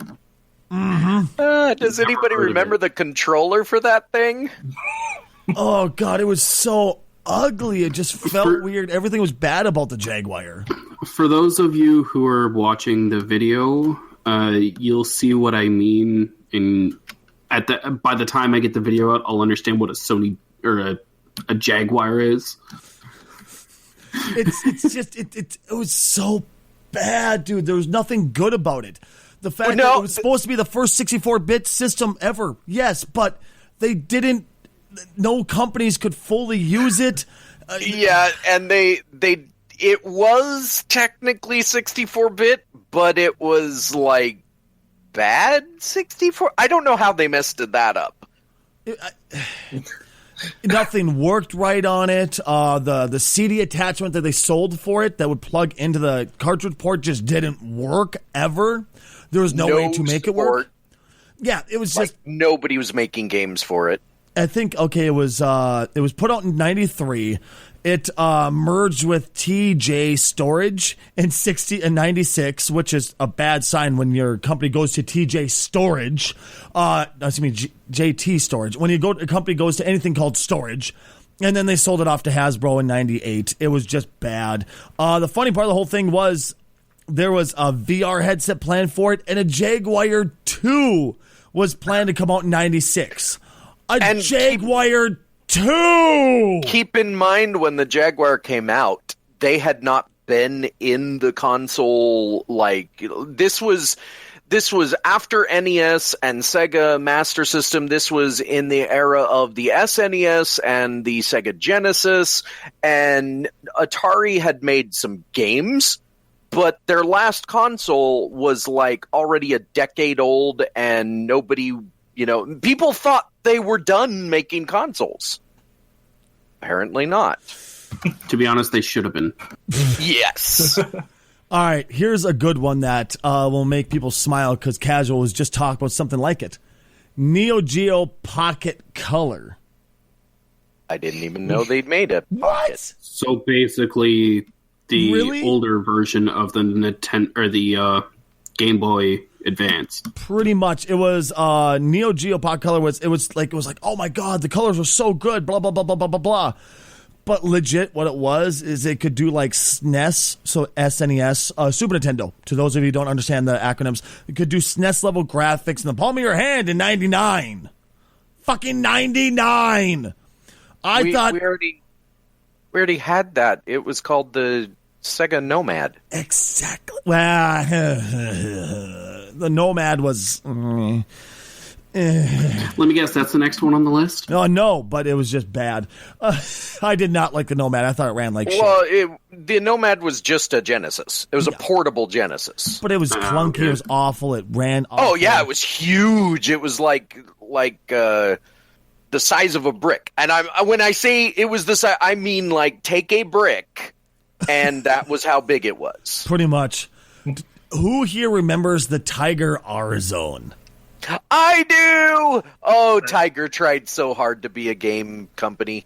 I haven't even heard of that one. Okay, do you remember the Tiger portable game things, those little Tiger games? You could go to the store and they'd have one game on it. It was like Ninja Turtles, and they would move to like 4 different spots and scream only, and they were just like little... Yeah, it was LCD... Yeah, things. those LCD things, like plug and play things? Or? Yeah, no, it was like, do you people remember Nintendo Game & Watch? Oh, yeah. Those things. Tiger did the same thing. They produced hundreds of those things. Oh, right. Well, what they did is they saw the what the fuck's it called? The Virtual Boy come out. And they went, you know what, we need to do something like this. So what they did was they made a version, but it only went on one eye, and it had a headband on it, which was much better than the Virtual Boy, because the Virtual Boy should have had a headband. But it was just one eye, and it was in pure red, and it had a little plastic like screen that sat there. It wasn't even a screen, it was just a piece of plastic that the light would reflect off of. Oh god, that sounds like a scouter from an anime Dragon Ball Z. That's exactly what it looked like, actually, just cheaper. Oh god. And here you are, look like a jackass playing a video game, this ugly thing. And to play the games, it had a red light that went through at all times. You had to plug the cartridge into it, and it just sent light through the cartridge, and it would light up the LCD, and it would move it. And it was just awful. It was the worst shit on earth. Like, I don't know what made them think this was a great idea. Well, I'm looking at a picture of this guy using the thing, and he just... It was what bad. the fuck? Tiger was one of those companies that was always a step behind everyone else. They tried so hard, though. When the Game Boy came out, they were still doing the Game & Watch style Tiger Electronics things. When they finally put out their version of a Game Boy... Nintendo was putting out the N64, they never got it right. They just couldn't figure out how to do it. They were the GoBots of the video gaming market. Oh god. All right, so Nintendo's never made a bad decision in their life. I already said that I took that back. Yeah, apparently they never came out with a single bad system like, the Nintendo 64 disk drive. That was not a bad idea at all. No. Disk drive. You don't remember this? No, I was already moving on to Sony by then. Probably. It only had 10 titles, and only 15,000 of them sold. Ever. Dude, here's the best part of the whole thing. Ready? It was slower than the goddamn 64 cartridges. Well, I mean, that... Now, let's talk just a little bit about that. Now, some people are wondering why Nintendo has gone back to a cartridge for the Switch. Because now... Back when Nintendo 64 came out, cartridges weren't able to hold a lot of information. CDs could hold more. Blu-rays were holding even more than that, blah, blah, blah. But now, with solid-state drives and solid-state technology being so much better, they hold way more on something that is solid state. So I think Nintendo made the right decision in that regard. Like going back to cartridges. I think that's the right choice. I agree, but I hate you for it because I feel that discs always played better, were always more fluent in my opinion. They just worked better than a cartridge. But cartridges were a lot more reliable on the fact that you couldn't scratch the fucking cartridge and have it never work again. Yeah, I mean, I'll sure you could rip off one of the pins, but that's about it. They do get corroded though. Yeah, they do, unfortunately. Here's one that I don't remember. I want to see if anybody else does. Nokia N-Gage. Oh, yes! Oh, N-Gage, okay. Yeah, N-Gage does sound familiar. Okay, so here's what happened. Game Boy was very popular. Actually, I think they were onto possibly even the DS by that point.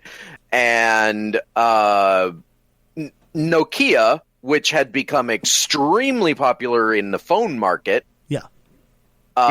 In the UK, we pronounce it Nokia. Yeah, actually, I think that's probably more right. But they decided they were going to get into the video gaming market. And it was a good idea. God, I remember Basically, they were going to get into the video game market by creating their next phone as a video gaming phone. I just found a picture of it. It looks like a fucking dinosaur that needs to die. It's awful looking. Well, that was the problem, because keep in mind that the phones of the time, we're not talking about smartphones. Yeah. We're talking about flip phones. Yeah. That was the highest technology of the time. This is when Blackberries were still a thing. Good old Blackberries. I remember this as being the first examples I saw of gaming, when it was before it switched over to smartphones and you could actually do actual mobile gaming.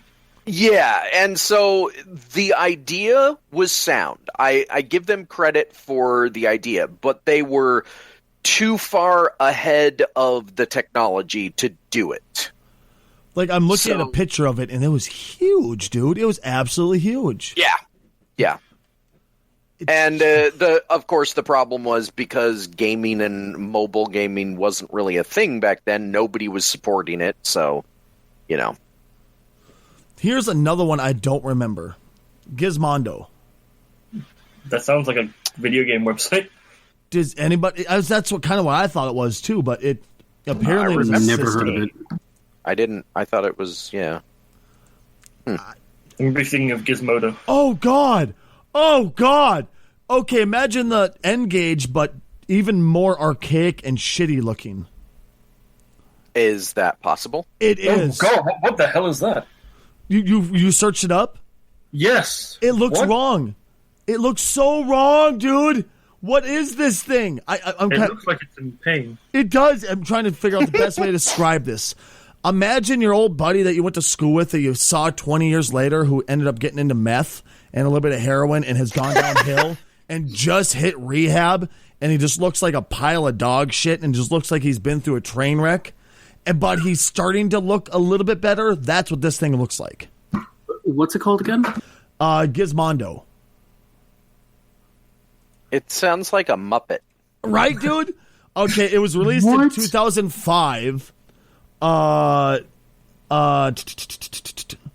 trying to find out when it went tits up. And it was given a fucking 2 out of 5 initial launch. It was just... Apparently, it was extremely expensive. No one bothered with it. The Gizmondo was sold so poorly in 2011. Program declared it the worst-selling console of all time. Holy shit. That takes a lot to be that bad. Yeah, I mean? But it had looking at the history pictures of it, it looks like it came in a really nice box, though.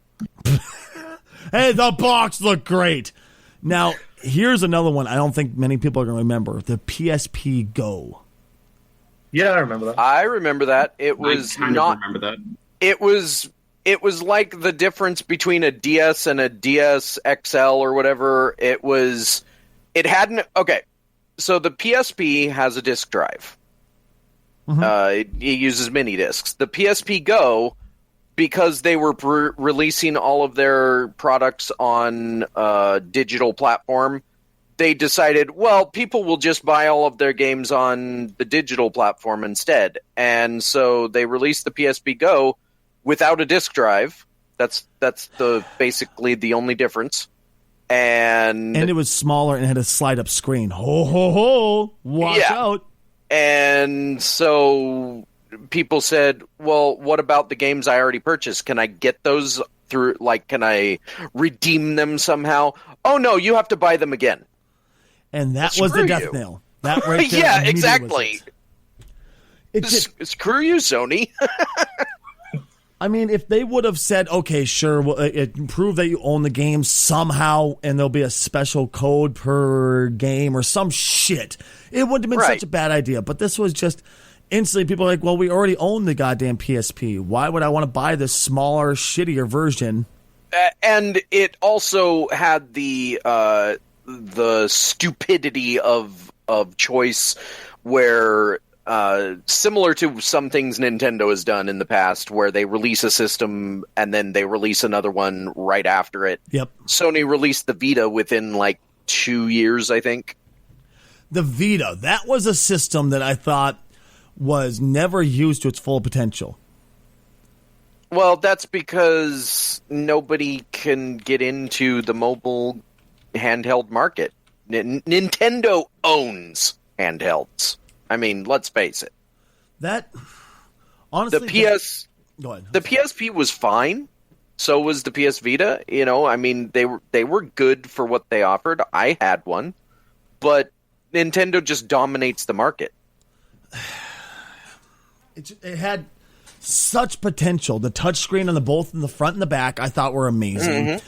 It worked so much better and was so much more comfortable than the PSP. But they just went, oh, we're not going to let, companies weren't like, just didn't want to bother utilizing everything that thing had to offer. Yeah, I mean, I can think of only one or two games that actually used the back touchscreen, and that was a PSV exclusive, and was endorsed by, and it was produced by Sony and shit like that. So the only ones that really gave two shits was Sony themselves about the back touchscreen and the front touchscreen. Yeah, I mean. Well, and that's always been kind of the downfall of Sony systems in general, is that they're not easy to make games for. They don't use, like, the reason developers tend to develop for Nintendo is to make money. The reason they develop for the Xbox is because it uses similar architecture and language as a PC, so it's easy for them to develop. Okay. But Sony always makes, I don't know the specifics, but basically every developer will tell you that it's not easy to make a game for a Sony system. Then why the hell is it, like, I don't know why, I've used both Xboxes and PlayStations, and I've always felt that the PlayStation just worked better and was nicer to use, personally. Of course, a lot of that was controller for me because my hands hurt when I use a controller. But is that part of it where it just works weird compared, or what? Like I said, I don't know about the development side of things. I just know that it's, most developers will say that, oh, we don't like making games for Sony because it's hard to code for them or something. Okay, sounds good. Either way, I would like to say one last thing before we wrap up the show, that I want to say welcome back to Narcissa. I always slaughter her name. How do I say it again? Narcissa Wright. Narcissa Wright, thank you. I want to welcome her back to the speedrunning community. You might remember her as Cosmo right before her transition, but she has transitioned. She came out as a transgender woman. She has begun her transition. I hope her the absolute best in her transition. I truly hope her the absolute best coming out of retirement, because I know she had wrist injuries, and that's part of what pushed her into retirement originally. Well, when you speedrun games constantly, Exactly. That's part of the reason why I stopped speedrunning Earthbound. It hurt my hands a lot, Either way. You need your hands. Yeah, I was about to say, I need to spank it. I mean, come on now. Jesus Christ! But either way, once again, all jokes aside, seriously, I hope the absolute best for her. I hope she kicks some serious ass at Breath of the Wild. And I hope she gets back on top of the speedrunning game. Guys, we have reached the end of the podcast. I want to say thank you to all three of you guys for swinging in and doing it with us again, dude. And I also want to say that we're sorry that Rad couldn't make it today. Where's Rad? He couldn't make it today. Guys, I heard Rad couldn't make it today. God damn it. See you guys. Oh, thank you very much for swinging in. We have been the Odd Pod. I'm Stacey Kruger. Bottom up from Discord. Please list off who you are. I'm Undead. I'm Robbie. And I was casually challenged. And Rad Hazard couldn't make it today. Thank you all so very much for swinging in. We'll catch you all next time.